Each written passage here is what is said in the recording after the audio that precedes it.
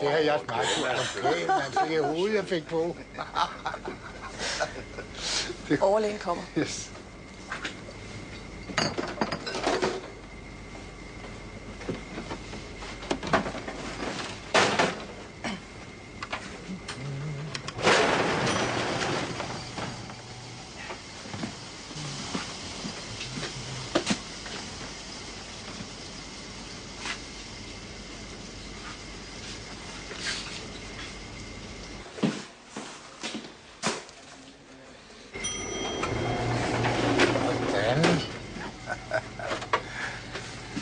Wow.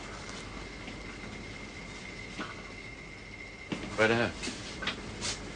Det är alltså alkoholisterna på de andra avdelningarna som skickat den här ölen till er. Nej. Nej, det var... Ej, det er jo til os selv. Hvis man stiller adressen her, hvis man tager det gule mærke, og så kører den ud, så kører den jo rundt i hele systemet, rundt i alle bygningerne. Og så kommer den tilbage til det hedder paternoster.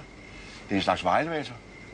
Altså, gult mærke, ud, og så kommer kassen tilbage til en selv. Kommer kassen tilbage? Eller alltså det är Danmark. Det är fullständigt idiotiskt. Den idioti som ligger i det här fenomenet säger allt om effektiviteten på det här förbaskade sjukhuset.